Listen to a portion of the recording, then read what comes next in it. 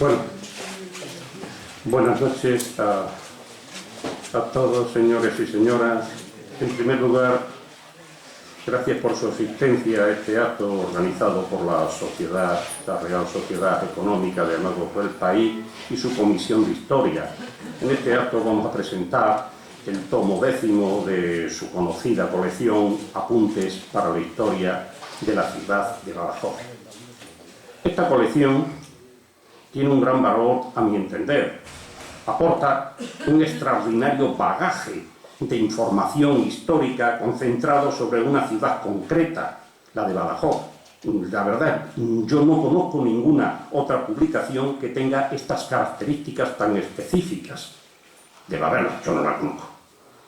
Como ustedes saben, esta obra arrancó en el lejano año de 1992 y aún hoy perdura con 10 ejemplares publicados hasta la fecha.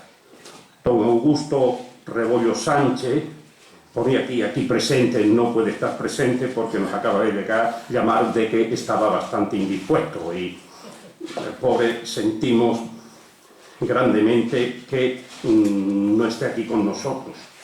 Pues digo que don Augusto Rebollo Sánchez ha sido el coordinador y alma de los 6 primeros tomos de la colección y del 9º, mientras que doña Carmen Araya Iglesias, aquí presente, fue la coordinadora del tomo 8 y un servidor lo es del tomo 10.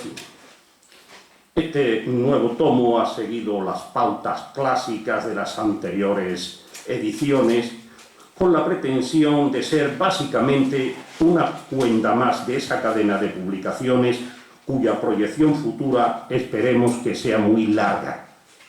Sin embargo, se han introducido algunas novedades interesantes en este nuevo tomo, como ha sido la de incorporar el ISBN a la publicación o hacer constar al final del tomo los currículos de los autores.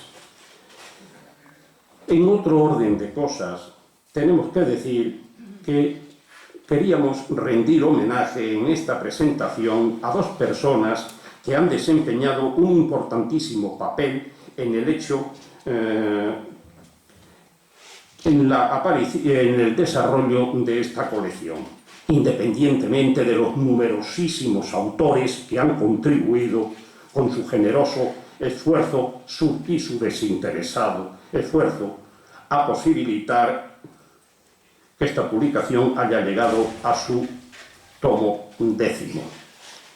Una de estas 2 personas, ya digo, es don Augusto Rebollo Sánchez. Ha sido el alma de la colección y en buena medida el alma también de la Comisión de Historia de la Económica durante muchos años. Su tenacidad y capacidad de resistencia fueron claves desde el inicio de esta publicación para que persistiera en el tiempo. Por eso hemos querido, rendirle este homenaje. Sin embargo, convendrán ustedes conmigo que a este gran promotor cultural no podemos situarle aisladamente, sino que debemos encuadrarle en esa estructura intelectual que ha sido y es la económica, en cuyo salón de actos nos encontramos. La económica, con su labor y sus 200 años de existencia, avalan lo que estoy diciendo. Por otra parte, también queríamos rendir homenaje a la figura de don Miguel Bolaño Expósito, hasta hace nada coordinador de la imprenta de la Diputación de Badajoz.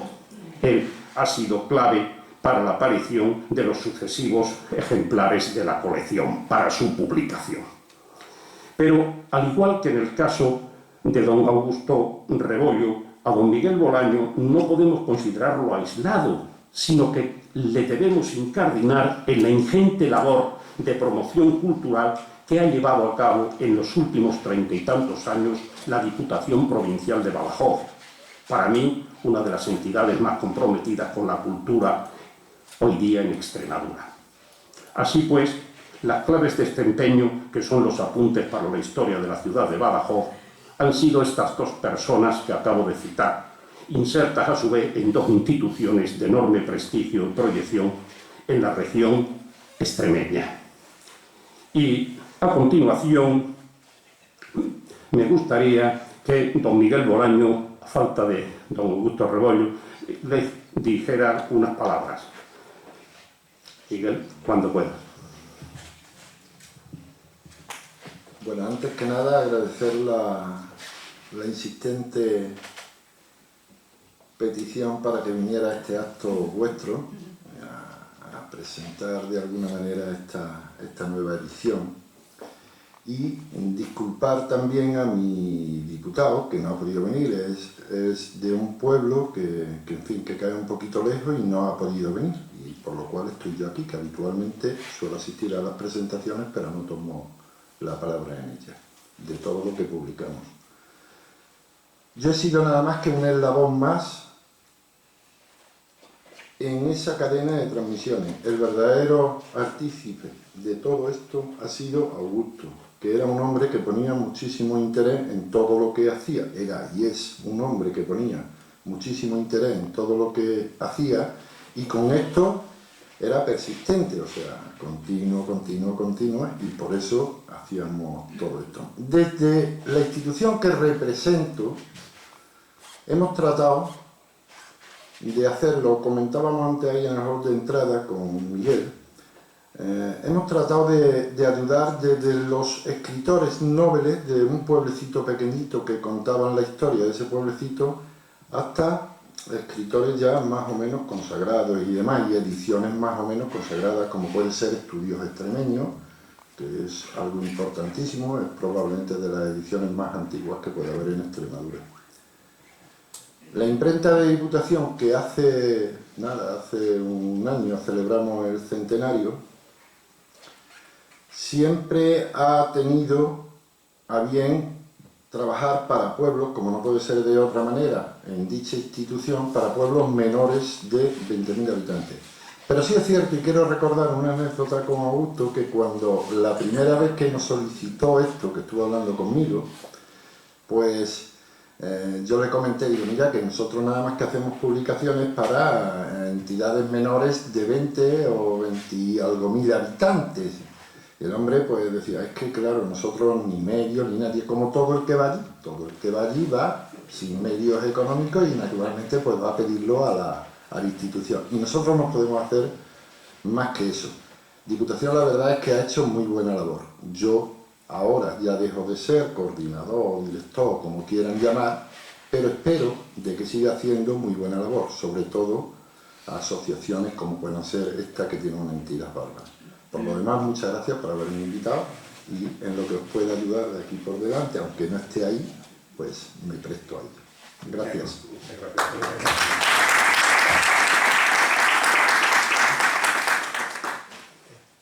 A continuación, habíamos pensado que podían ir interviniendo los autores de este trabajo en una breve intervención de 5 o 10 minutos, y vamos a empezar, como hemos hecho en el libro, por estricto orden alfabético de apellido. Así que a quien Dios se la da, San Pedro se la bendice, claro. Así que vamos a empezar por don Teodoro Agustín López López, que escribió el artículo titulado Un importante legado del obispo Juan Marín de Rodezno. Si tiene la amabilidad, sube y...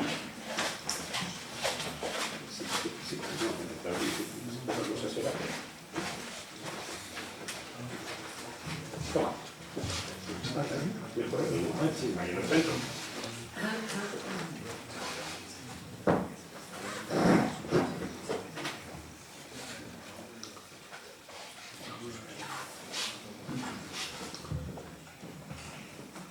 No digo otra vez buenas noches, así igual como en la misa, que decimos bienvenidos a el misa y después nos han venido otra vez bienvenidos. Entonces, buenas noches, ya lo han dado.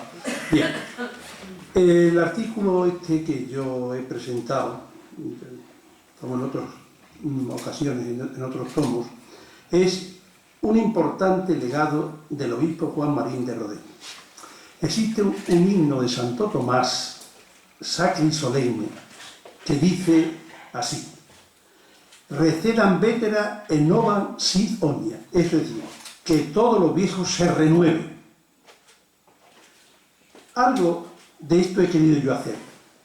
El legado de Marín de Rodezno es viejo, 1701, pero es que está vivo. se está renovando constantemente. Es una de las obras pías que están funcionando. Por lo tanto, creo que aquí podemos apropiarnos esas palabras de Santo Tomás. ¿Cuál fue la ocasión de que yo elegí este tema? Que nos da libertad a los autores. Pues que paseando por la Plaza Alta me encontré, y me alegré muchísimo, el busto de Marín de Rodezno. Esto no viene en el libro. ¿Saben ustedes cómo le llamamos nosotros, los canónigos, a Marín de Rodezno? Tito Juan. Ya verán ustedes por qué. Todo tiene su explicación. Pues bien, esa es una ocasión. Otra cosa es que la obra pía, fundada por Marín de Rodezno, está viva todavía. Es el obispo antiguo, todo eso. Entonces, saben ustedes, ha habido sus problemas, sus comentarios, y tal, y tal, y tal. Y entonces era un motivo también para esclarecer. Ahí les tengo en la última parte toda la documentación que hay a disposición de los investigadores. Luego no digan otra cosa mentira de aquí. El archivo está abierto todos los días menos los lunes, toda la mañana. Y confronte todo esto que yo digo. Porque en estas cosas que son opinables y actualmente, incluso por la prensa, es interesante que la confronte. A ver quién tiene razón. Bien. En la primera parte doy unos datos biográficos. Falta la partida. El párroco de Nájera, en Logroño, se lo he pedido por aquí y por próxima y no me la ha mandado en un año, que lo sepáis.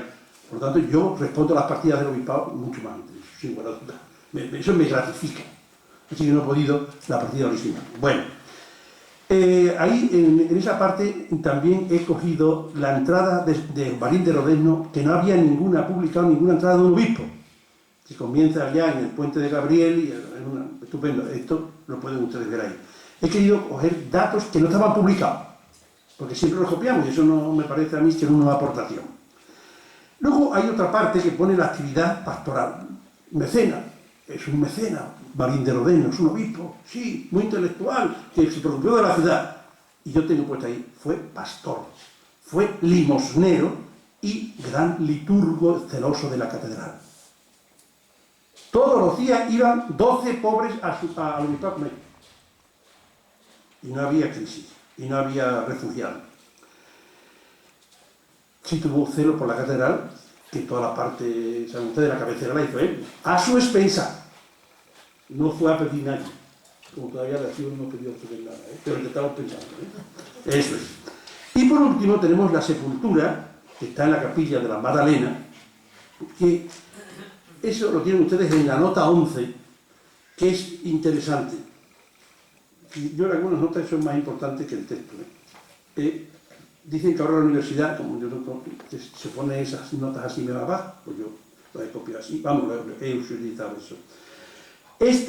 Por la virtud de Juan y por la estirpe, es Marín Rodezno. Aquí yace el mayor de los prelados en obras meritorias, hombre piadoso y sabio, y honor de sus padres. Y ya, sin oro, se reparte entre el cielo y la tierra. Subió a los cielos, murió el 12 de enero del año 1706. Y ahora voy a responder por qué llamamos los canónigos Tito Juan. Vamos, los más mayores, los más jóvenes ya eso también. Porque mandó que este día, y seguimos haciéndolo después de 330 años o 20 años, un funeral, y quedó su estipendio. De tal manera que el que no vaya no tiene derecho al estipendio. Y ya nosotros en plan de broma, ese funeral no se puede perder. Es un poco ya jocoso. Y por eso le llamamos Tito Juan. ¿Por qué? Porque la obra pía todavía hace. Bueno, esto es una anécdota que está en el libro, cuidado. No. Bien, paso a la segunda parte. ¿Qué hizo a su expensa? A su expensa. No pidió a ninguna institución. Era de una familia muy rica, noble, de Logroño, Huércano, y de Nájera, perdón. Hizo el presbiterio, también está en una nota, es la nota 16. El presbiterio y la capilla mayor, las colaterales, la sacristía, el oratorio donde se reviste el obispo, la capilla de la Magdalena, donde está enterrado. Puso la efigie de San Juan Bautista en la puerta de la iglesia, de la catedral. La cripta de los canónigos que está debajo del coro, todo eso usted. Las salas capitulares, enlosó la iglesia y la sacristía. Esas piedras que ven ustedes ahora son todo lo que hizo él. Puso la rejería, que es extraordinaria. Yo no voy a meterme ahora en la parte técnica, porque no es el momento. La capilla mayor, la reja, el coro, todo. Pero eso no es que lo hizo, sino que funciona ahora. Yo mañana, a las 10 de la mañana, estamos funcionando todo eso. Estamos utilizándolo. Por eso es importante Vétera en Nova. Y si no, la catedral, me vais a poner ustedes de inculto, ya me lo ha dicho alguno, que no vale para nada. Si no vemos la finalidad. Decía Aristóteles, finis operis e finis operanti. El fin de la obra, pues sí, es bello, pero ¿y el fin del que lo ha hecho? Es que se use para la alabanza a Dios. Entonces no podemos, las dos cosas tienen que ir paralelas. La metafísica, ayer leía yo que ha habido un congreso, y ya estoy separado de la metafísica, ya me olvidé del Munino y ya no de metafísica, pero ha habido un congreso, es que todavía tiene vigencia la metafísica. Bien, no quiero cansarlos más, paso a otra obra que hizo él, el Palacio Episcopal. Para que ustedes se enteren, o sea, perdón, para que ustedes lo localicen, es la casa de los canónigos, pero no es la casa de los canónigos. La casa de los canónigos es San Blas y López Prudencio. Esa es la casa de la obra pía de Marín Tercerno. Entonces, doña Ana Márquez dona unas casas, que eran esas, a la persona de don Juan Marín Tercerno. Ambos la reforman, etcétera, etcétera, y, previendo lo que pudiera pasar, hizo testamento don Juan y da la propiedad al Cabildo Catedral, para que nunca se pueda vender. Y pone una cantidad de condiciones maravillosas. Y ha estado funcionando hasta el año 1971. Digo, igual, de modo igual. Y dijo que no estaba bien que ahí viviera el obispo y que ahí tuviera las oficinas del obispo. Y así ha estado 3 siglos. Porque tuvo que venir allá arriba, porque fue cuando saben ustedes lo de la bomba y tal, el rayo, una bomba, un rayo, y cogieron miedo y se vinieron para acá. Y por eso él trasladó todo el Palacio Episcopal de la Alcazaba aquí abajo, donde estaba hasta hace, lo hemos conocido todos. Bien, entonces, llega el 1971, saben ustedes, la reforma urbanística y una serie de problemas, y entonces empieza un cierto declive de la obra pía que yo he querido recoger para que esté en la historia. El pontificado de don Doroteo Fernández y Fernández. Hay que el Palacio Episcopal no va con la urbanística de la calle, etcétera, etcétera, etcétera, y se reforma y se hace nuevo el palacio como está ahora. Entonces, ¿cómo y quién pagó eso? El Estado no. Eso se pagó con los vuelos, los pisos de los vuelos, con ese dinero se pagó. ¿De acuerdo? Y se hicieron, la parte central se quedó como el núcleo fundamental de la obra pía, que es donde viven ahora los canónigos y ha vivido el obispo. Bien, entonces ahí empieza ya una cierta innovación, tiempo nuevo. Una segunda innovación, don Antonio Montero, el pontificado del año 2001, sacó de ahí las oficinas y la trajo a la casa del Cordón. Ya empieza a quitarse cosas de la obra pía. Y por último, don Santiago ha pasado la casa residencia del obispo también al Cordón, ya no vive ahí el obispo. Por lo tanto, ¿por qué hicieron esto los obispos, estos 3 obispos? Pues mira, en parte porque han quitado una espinita que tenían todos los obispos anteriores, que era la única diócesis de España que la Mitra no tenía un palacio a propiedad suya. Tampoco le hacía falta. Yo creo que ahora quizá el Papa Francisco diría eso más. ¿De acuerdo? Por lo tanto, se han puesto así las cosas. Entonces, sigue el cabildo como propiedad. Estaban de inquilino el obispo, Entonces, sí, era una cosa, por tener una casa ya propiedad, la Mitra. Entonces, ahí tienen ustedes cómo el Palacio Episcopal pues, sigue como una obra pía. Y ahí tenemos obligación los canónigos de defender la obra pía. Porque él dice, si viniera un terremoto total, véndase local y hágase otro edificio. Ha previsto todo, pero lo que no podía prever es la nueva sociedad. Eso es imposible, ¿no? Un problema. Y entonces ya se cumplió el deseo de varios obispos que querían. Las obras, no solamente fue en la religiosa, sino en la Plaza Alta, muchas casas, las hizo él, decentó la Plaza Alta, en fin, fue un verdadero mecenas También podemos decir, si ustedes no son Tito, pero Tito, primo lejano sí, vamos, de la ciudad, me refiero, ¿no? Comparándole sí. Bueno, y entonces ya termino diciendo que en el epílogo que le he dicho es la documentación que está ahí todo. Que nosotros, y con eso termino, no ocultamos nada de los archivos. Yo soy el archivero, al menos conocía. Que no ocultamos nada, pero hay un gran error para los investigadores. La Iglesia archiva cosas de Iglesia. ¿Por qué archiva las partidas? Porque para cuando yo me hice cura, me dijeron, ¿usted está bautizado? Mire usted, mi partida. Mire usted se quiere casar? Mire usted, la partida. Para eso. Ahora, ¿que hay unos datos luego de genealogía secundarios? Sí, pero el fin de la ESO es... ¿Qué hay en el archivo? Aprovecho la cuestión para decirles. Hay capellanías. ¿Qué hay en el archivo? Hay órdenes sagradas. Cada vez que yo me ordené, y todos los curas del siglo XVI para acá, están los documentos ahí. Ahora mismo acabo de catalogar, porque me vine a las 6 y digo, voy a tener un poco, vaya. ¿No de acuerdo? Hay expedientes de monjas, donde está la libertad de las monjas. A mí cuando dicen, no, ahí se la metieron de monja, porque se la dejó el novio. Ahí sí están todos los papeles de libertad. Si es mentira, dígame usted, yo no me creo ya nada. ¿Va usted libre? Yo cuando me ordené, ¿usted va libre al sacerdocio? Sí, firme usted aquí. Y ahí están todos esos papeles, desde el siglo XV, etcétera, etcétera, etcétera. Hay, como resumen, ya termino. Por eso he querido las notas del final. Legajo, número, año, todo catalogado. Ahí tienen ustedes, está todo. Así tenemos ya todo el archivo catedralicio catalogado en ese momento. Por lo tanto, hay que ir al archivo pensando que voy a encontrar cosas de Iglesia. Habrá elementos que circunstancialmente se dan. Uno dice, sí, este fue, jornalero. Muy bien, que usted ese problema le gusta, cójalo. Pero no vaya usted buscando para hacer una situación social de los jornaleros de Badajoz el año 1550. Es que esto, yo ahora le decía yo, el Paltomo 11, creo que nuestro amigo Naranjo, me pide otra vez, yo quiero presentar otros. Los archivos eclesiásticos de Badajoz, para que tenga la gente acceso.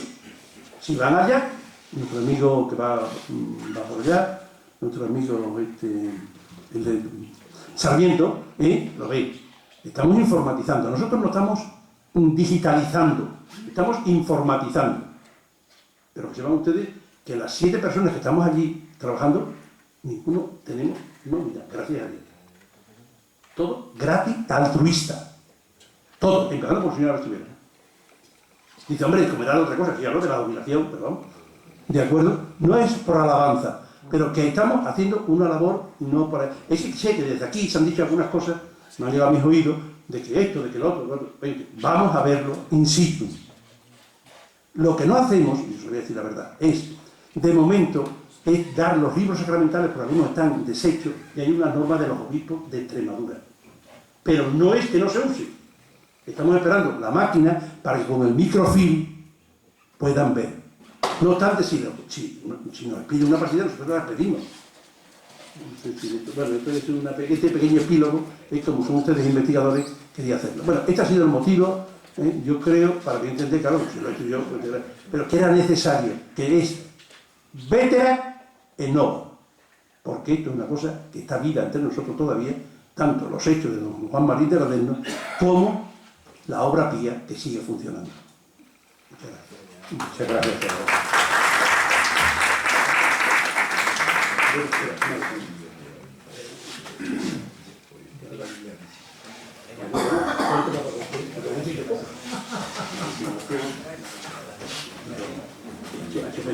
Hombre, claro. Bueno, a continuación nos dirigirá unas breves palabras don Álvaro Meléndez Teodoro, que escribió un artículo titulado Soldados en el Badajoz del siglo XIX.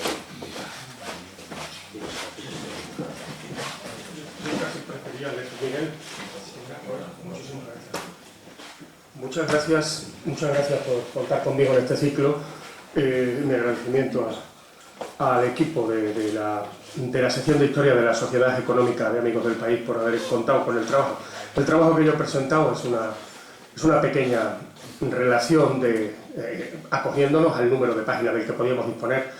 de militares en Badajoz forma parte de un trabajo mucho más amplio, con cerca de 30.000 nombres recogidos, y son trabajos deudores fundamentalmente de dos personas, bueno, de muchas, ¿no? Pero fundamentalmente los trabajos del doctor José Hinojosa, permítanme que diga Pepe por la mitad, con su trabajo sobre el Ejército Popular de la República, donde recoge un montón de nombres de soldados, y el del capitán Antonio García Ramos, que aquí nos acompaña en su magnífico y extraordinario e inédito trabajo sobre los soldados extremeños, más de 2.000, que ha localizado y sabe dónde están muertos en la campaña de Cuba, en una obra única y extraordinaria. Ellos dos son los impulsores y la idea de ir recogiendo toda esta cantidad de nombres y referencias, que yo me he limitado en este aspecto a sacar una serie de los referidos al siglo XIX y irlos con sus referencias expurgando. Ahí hay personajes como Tulio Agudo, que está enterrado aquí, coronel de caballería, Cruz de San Fernando, uno de los destacados en los aspectos de las guerras carlistas, ¿no? Uno de los más importantes. Un personaje que me es muy querido de eso cuando conoce su historia, como fue José María Gámez, lo vais a ver aquí. Juan María Gámez era brigadier, coronel del regimiento de la Reina, muere en la epidemia de cólera en 1833 junto con su esposa. Había sido un joven capitán, héroe de la defensa de Tarragona en la Guerra de la Independencia. Había peleado y había pronunciado junto con Riego Quiroga y Alfaguero, y había servido al trienio liberal y había sido purgado como tantos otros. Había en todo lo que fue la década, en la reposición, el tiempo que tras la ocupación de Badajoz, que tras los 100.000 hijos de San Luis, pues vino toda aquella época oscura de Fernando VII. Era uno de los personajes extraordinarios. Muere y la noticia aparece reseñada además por otros personajes extraordinarios, como era el general Rodil, que era por entonces, con José Ramón Rodil, capitán general de Extremadura. Bueno, aquí hay de todo tipo, desde soldados de Cuba hasta generales. Unos están enterrados aquí, otros pasaron. El último capitán general de Filipinas también estuvo aquí, Basilio Agustín, y bueno, una serie de personajes extraordinarios. Fundamentalmente hemos llegado solo hasta la letra G, pero se puede ver una cosa: no se han seleccionado, se han sacado los que había de esa época, no ha habido una selección.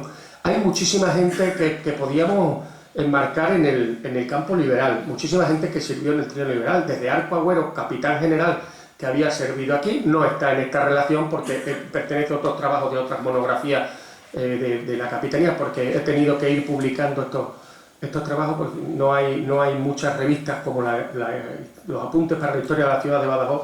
Pues no hay, ahora sabemos, con la revista de estudios extremeños, pues la cantidad de trabajo y bueno, y por supuesto la calidad que tienen un montón de trabajo. No hay una revista de estudios locales interesante con una periodicidad que pudiera permitir el ir sacando todas estas pequeñas investigaciones. Para terminar, simplemente, bueno, pues ahí están las relaciones. Yo lo que sí quiero deciros es que mi fondo de lo que voy viendo está a disposición de todos ustedes para cualquiera que vaya necesitando. Si es algún militar que hayamos podido ir localizando, pues estará ahí en la base de datos, que tiene pues ahora alrededor de 30.000 nombres ya, ¿no?, localizados, y quedo a su disposición de cualquier investigador para lo que necesite. Y simplemente mi pretensión con todo esto, como señala en la introducción de su libro el capitán García Ramos, es recordar a todos estos soldados, a todos estos personajes. Otros recordarán a otros personajes, y que también es una función quizás un poco moral de la historia, en ese aspecto de recordar a aquella gente que vino, bueno, o que peleó por sus ideas, o que peleó por España, o que en algún momento sacrificó su tranquilidad en un campo de batalla, o vino a morir a estos campos de Extremadura, para no olvidarlo. Muchísimas gracias a todos. Gracias, muchísimas gracias.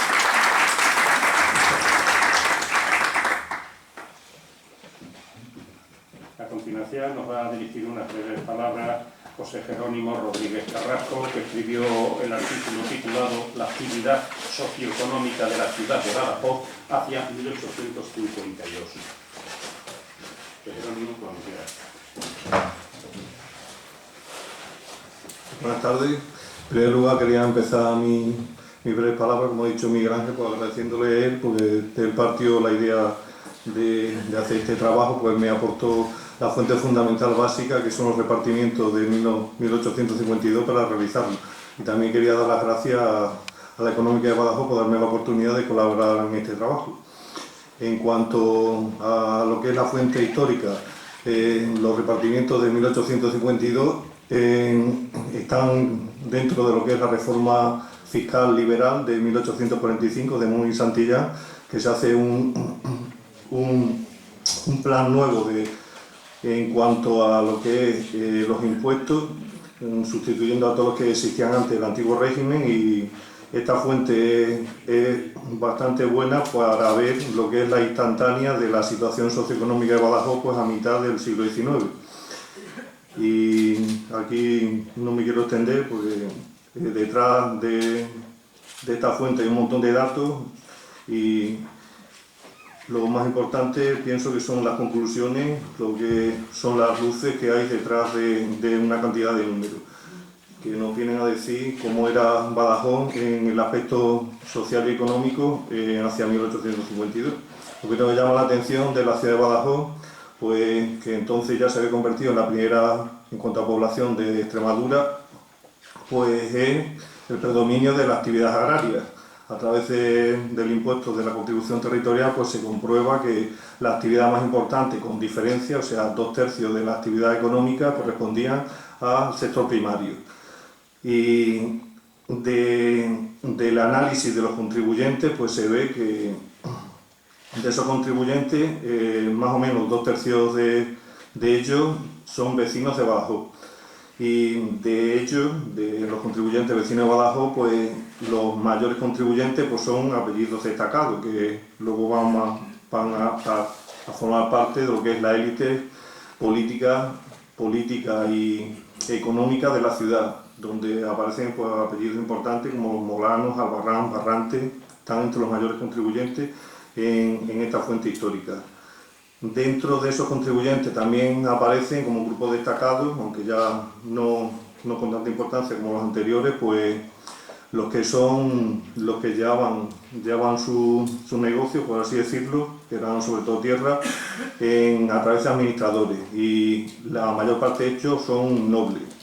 Y otra parte destacados de estos contribuyentes pues son vecinos de otras localidades que llevan sus negocios directamente, y de ellos hay que destacar pues, de poblaciones que son cercanas a Badajoz. La mayoría son de Montijo, de Puebla de la Calzada y Talavera, o sea, el 70% de todos ellos tenían propiedades aquí en la ciudad de Badajoz. Y luego, pues ya por último, la otra parte de la contribución está dedicada a lo que son las actividades industriales y comerciales, que supone una mínima parte de lo que es la actividad económica de Badajoz, en torno a un 20%, un poco más de un 20%. Que está dentro de lo que es la tónica general de lo que era la economía de Extremadura hacia mediados del siglo XIX. Y de estas actividades pues destacaban, pues entre ellos, las tabernas, las alacerías, el transporte de carros con mulas, los porteadores, los mercaderes de telas y tejidos, las taonas, es decir, que son en general actividades artesanales, protoindustriales, y no hay una industria moderna como tal en Badajoz hacia esa época. Y en cuanto al transporte, pues era todo de base animal y todavía no había llegado el ferrocarril, o sea que tardaría todavía una década en llegar el ferrocarril aquí a Badajoz. O sea que en definitiva Badajoz no es nada distinto a lo que es la economía de Extremadura hacia mediados del siglo XIX. Y nada más, muchas gracias. Gracias.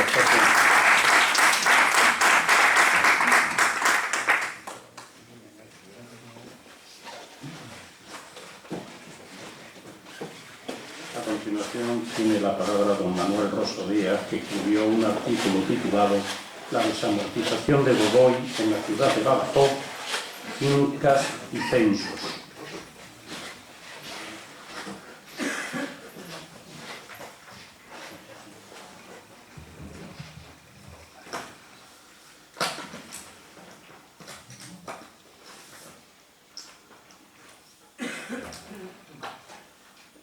Buenas noches.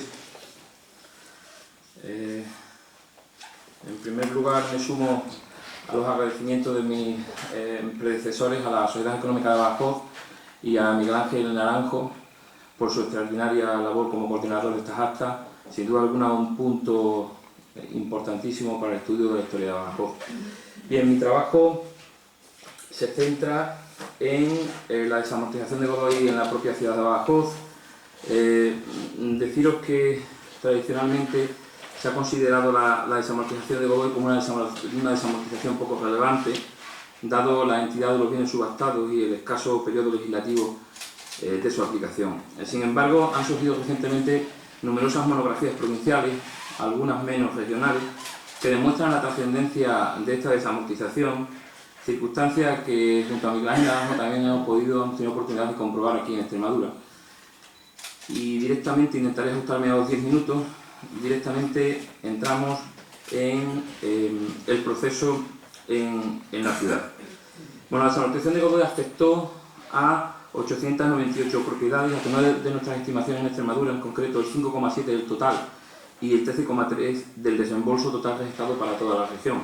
La finca media superó los 9.000 reales, se sitúa en unos niveles muy superiores a la establecida para el nivel regional. Aparece la desamortización de Godoy en Badajoz como, sin duda alguna, la mayor expresión de todo el proceso desamortizador en la región extremeña, sus mayores magnitudes. Atendiendo tanto al número de bienes enajenados como al remate total, el proceso desamortizador en la ciudad de Badajoz fue muy superior al registrado en otros núcleos urbanos de menor entidad, pero ya significativos, como Fuente de Cantos, Don Benito, Zafra, Llerena, Miajadas, pero incluso de comarcas enteras, como las Villuercas o el Campo Arañuelo, ¿no? Pero es que incluso supera a los grandes núcleos urbanos de la región, Cáceres, Plasencia o Trujillo. Respecto a la naturaleza de la finca, hay que decir que fueron las fincas urbanas las que concentraron la mayoría de las subastas, con un 56,6% frente al 43% de la rústica. Este predominio de las fincas urbanas sobre la rústica rompe en gran medida la tendencia general del proceso desamortizador regional y nacional, donde el patrimonio por excelencia subastado era el rústico, y es algo lógico porque aporta mayores posibilidades de venta al mercado de las subastas, ¿no? Bien, en la ciudad de Badajoz el suelo urbano, nos situamos a finales del siglo XVIII, el suelo urbano era escaso. La oferta inmobiliaria que abrió la desamortización de Godoy a costa de instituciones básicamente paraeclesiásticas permitió entregar al mercado una serie de fincas muy esperadas y demandadas. El suelo urbano era el que era y por tanto las opciones de compra eran limitadas. El negocio especulativo estaba asegurado y la subasta y remate de casa adquirió una relevancia inusitada. Los resultados de la desamortización de Godoy en la ciudad de Badajoz fueron muy superiores a los registrados en la desamortización de Mendizábal de Espartero, como ya demostró en su momento Miguel Ángel Naranjo, donde únicamente se enaceraron 244 fincas, de las cuales 227 eran casas. Pero fíjense, en Godoy se vendieron 508 fincas urbanas, entre 9 tipologías distintas, solo que 496 fincas eran casas. Lógicamente, el impacto sobre el tejido urbano fue importante, y tan importante. En el periodo desamortizador de Godoy se movió cerca del 13% del caserío urbano de la ciudad. Miguel Ángel Naranjo luego demostró que en el periodo de Mendizábal Espartero se movió algo más del 10%. En total, entre Godoy y Mendizábal Espartero, se llega a mover algo así como el 33% del caserío de la ciudad. Es una cifra extraordinariamente relevante. Y para que se hagan una idea, en el periodo 1836 a 1900 se mueve el 10%, 1836-1900, se mueve el 10% en Plasencia, y en ese mismo periodo se mueve el 8,5% en la ciudad de Cáceres. Se vendieron otro tipo de propiedades urbanas, no solo casas, pero ya tuvieron una relevancia considerablemente menor. En cuanto a las fincas rústicas, nos encontramos con una subasta de 399 fincas, evidentemente una oferta considerablemente menor, como hemos visto antes, que a diferencia de las fincas urbanas, aunque no en valor y en cuantía. Se desamortizaron 13 tipologías distintas. Hay que empezar en primer lugar hablando de las dehesas, bien subastadas comunidad o en lote, que nos están hablando de un desembolso superior al 1.800.000 reales, con un valor medio de 83.000 reales, una cifra muy considerable, realmente elevada. Un segundo grupo de tierras que hemos englobado, hemos integrado fincas, rozas, suertes de tierra, cercados, con un desembolso superior al 1.400.000 reales, pero eso sí, ahora el valor medio ya baja considerablemente. Asistimos también a la subasta de las excusas de hierbas, 120 excusas. Curiosamente, en los procesos de subasta no solo encontramos a ganaderos trashumantes, como es hidrológico, sino que también encontramos a ganaderos de la propia oligarquía placense. El olivar y el viñedo ya ocupan unas posiciones claramente secundarias. Y en relación a la superficie global transferida, nosotros estimamos que se movieron unos valores cercanos a las 2.000 hectáreas, es decir, el 1% de las tierras de dicho término. Si nos detenemos en las instituciones afectadas por la legislación desamortizadora, podemos observar el absoluto predominio de las instituciones paraeclesiásticas, con el 71% de los bienes y el 60% de la inversión global. Resulta lógico que así fuera, pues la legislación se centraba efectivamente en este tipo de instituciones, era su objetivo primordial, y se englobaban entidades como cofradías, memorias, obraspías, demandas, etc. Las instituciones de vinculación eclesiástica transferidas en la ciudad de Badajoz, y por orden de importancia, serían las obraspías, las capellanías, las cofradías y las memorias. Sin embargo, también se constata en la ciudad de Badajoz la venta de propiedades del clero regular y del clero secular, algo que no suele aparecer en el resto aparece en algunas ocasiones en el resto de los núcleos urbanos de mayor entidad en Extremadura. Aportaron 61 fincas, no es un porcentaje muy elevado, pero sí significativo. En cualquier caso, resulta evidente que en la mente de los legisladores, y voy terminando, en la mente de los legisladores no estuvo nunca vender las propiedades ni del clero regular ni del clero secular, porque, como ya saben ustedes, el foco grande de la desamortización decimonónica comenzaba a partir del 36. Las ventas del clero secular afectaron a 38 propiedades. Las instituciones más afectadas serían el Cabildo Eclesiástico de la Catedral de Badajoz y la Comunidad de Capellanes del Coro. El clero regular se vio afectado por la venta de 23 fincas, el convento de monjas de Santa Ana, el convento de la Santísima Trinidad o la Orden Tercera de San Francisco. Las instituciones civiles aportaron 200 fincas, un 22% del total, es un porcentaje realmente relevante, donde destacan fundamentalmente las entidades hospitalarias, con 154 bienes. En este caso, el Hospital de San Sebastián y el Hospital de la Cruz concentraron masivamente las ventas. Los propios, aunque las ventas fueron significativas, y curiosamente la ley también daba la opción a poder enajenar los patrimonios de mayorazgos y vínculos, con libertad, a los titulares de dichas instituciones, ¿no? De dichas propiedades. Se daba la opción. En concreto se vendieron 39 vínculos y 4 mayorazgos, algunos de ellos muy significativos, como por ejemplo la dehesa pertenece, solo por dar el detalle y termino, la dehesa procedente del mayorazgo de don Francisco Juan Hernando y Francisca Pizarro, por algo más de 500.000 reales, o la casa del Marqués de Dragonetti en la calle Mesones número 14 aquí de Badajoz, por algo más de 100.000 reales, ¿no? Finalmente, comentaros que en la ciudad de Badajoz se redimieron 393 censos con un capital superior al 1.600.000 reales para un total de 139 redimentos. Y una vez más, y como lo habíamos encontrado en las fincas rústicas y urbanas, la desamortización de censos también en Badajoz ocupa el primer puesto de la desamortización regional, además con bastante diferencia. Las instituciones paraeclesiásticas aportaron el 54%, es lógico, puesto que utilizaban los censos como fuentes de renta. El clero regular y las instituciones civiles concentraron algo más del 17% y el clero secular el 11,4%.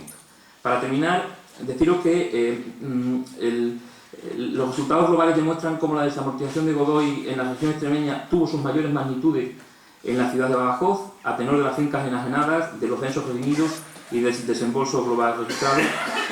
Pero además no se puede considerar, y en esto sí vamos a intentar romper un poco la dinámica historiográfica existente, no se puede considerar una desamortización secundaria o de carácter menor, entre otras cuestiones porque sirvió para financiar en un determinado momento la deuda del Estado, no de un Estado liberal, sino de un Estado absoluto, y además se constituye como un modelo para futuros decretos desamortizadores, que determinará en gran medida la evolución futura del patrimonio susceptible de ser vendido. Muchas gracias.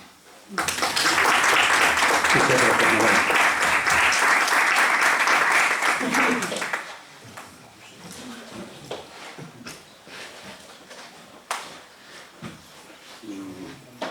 A continuación tiene la palabra don José Sarmiento Pérez, que escribió un artículo titulado La Congregación de San Felipe Neri, intento de fundación en Badajoz, 1808-1814.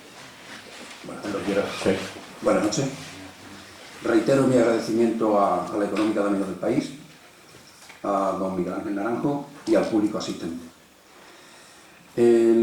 Aporto en este artículo una serie de datos inéditos sobre la congregación de San Felipe Neri que se llevó a cabo entre 1808 y 1814. En plena Guerra de la Independencia hubo un grupo de eclesiásticos y gente que no pertenecía a la Iglesia que intentaron fundar esta congregación. He dividido el artículo en 5 partes. En la primera me introduzco primero en lo que es la Reforma Protestante. Es decir, parto de lo general y me voy a lo particular. De lo general me remonto al siglo XVI, cuando empieza lo que se llama la Reforma Protestante, en concreto con la figura de Martín Lutero y la extensión del protestantismo por Europa. A partir de ese momento interviene la Iglesia y, para detener los progresos del protestantismo, el Papa Paulo III decidió combatir a los reformadores restaurando en 1542 lo que se llamó el Tribunal de la Inquisición. No es el Tribunal de la Inquisición nuestra, sino que sería el Tribunal de Roma, que en ese momento estaba decayendo y parece ser que hay una nueva restauración con este Papa. Hay otro aspecto importante, que es la Congregación del Índice, que era una lista de libros contrarios a la doctrina católica que también se impuso.